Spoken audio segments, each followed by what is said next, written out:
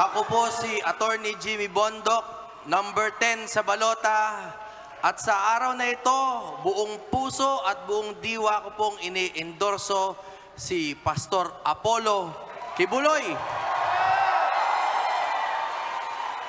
Pero bibigyan ko po kayo ng 3 dahilan kung bakit po ang isang katulad ko ay sumusuporta kay Pastor Kibuloy.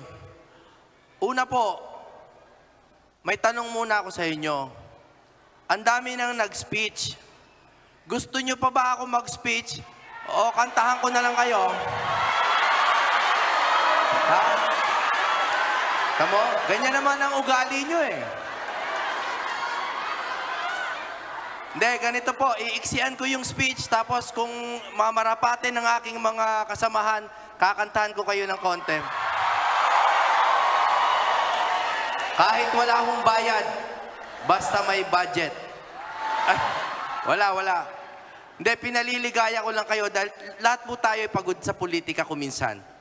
Pero meron po akong 3 dahilan kung bakit talagang buong puso po ang suporta ko kay Kibuloy, Pastor Kibuloy. Number 1, sabi po nila, you will know the shepherd by his flock. Diba? I know my sheep and my sheep know me. Alam nyo po, hindi kami close ni Pastor Apollo Kibuloy. Ayoko po, maliit po akong tao sa totoo po. Hindi po ako nakikihalo sa mga mararaming mga malalaki na tao. Pero ako po, nakilala ko si Pastor Kibuloy dahil sa inyo. Alam niyo po, ang dami pong mukha dito kung saan-saan ko na nakita.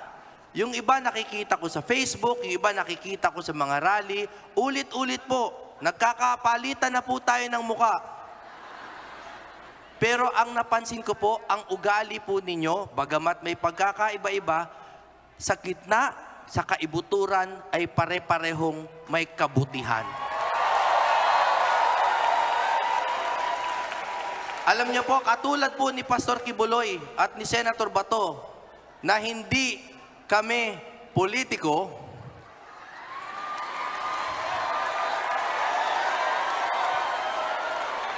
si Pastor, leader.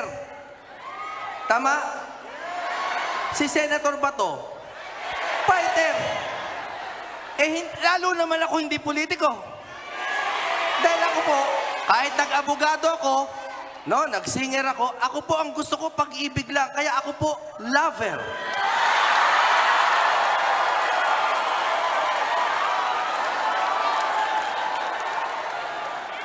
Because yung love po, yung capacity for love ni Pastor Kibuloy, sa inyo ko po nakikita.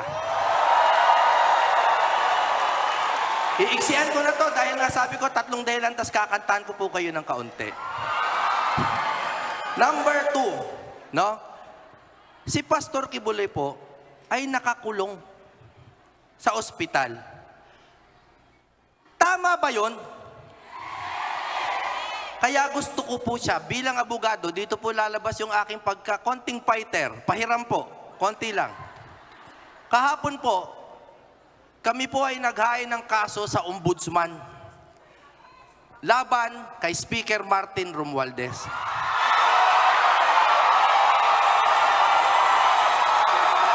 Bakit? Hindi po. Sa totoo, sabi nung iba, paghihiganti daw to. Hindi po to paghihiganti. Ito po ay paghahanap ng hustisya. Bakit? Isipin niyo, mga tao walang sala, kinukulong sa ospital.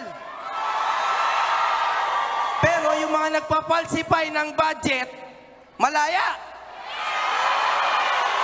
Paano nangyari yon? May mga blanco sa BICAM report.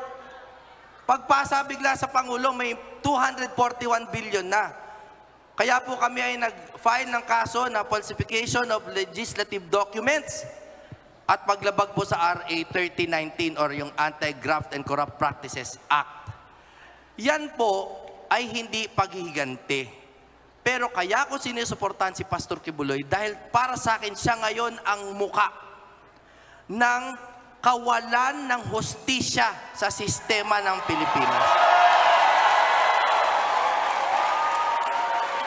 Pangatlo, dahil baka maubusan ako ng time para kumanta.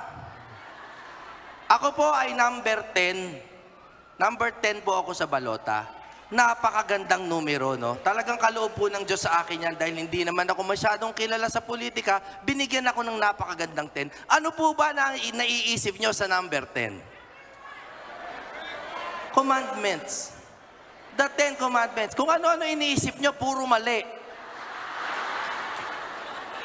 10 commandments. At lahat po yan pinaglalaban ni Pastor Kibuloy. Ang anti-corruption, ano ba yan? No? Pinaliikot-ikot pa natin, ano ba yan? Thou shalt not steal. Napakasimple.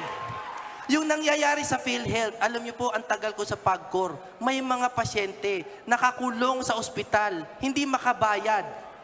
Hindi makabayad, namamatay sa ospital, umuutang sa amin. Wala naman kaming mabigay kasi wala sa aming panukala yung ganoon. So ang naisip ko, murder yun, di ba? Thou shalt not kill. Kaya po yung pagnakaw nila sa PhilHealth na budget, pagpatay po yan, isipin nyo, hindi nyo na tinustusan yung medical bill, kinulong nyo pa.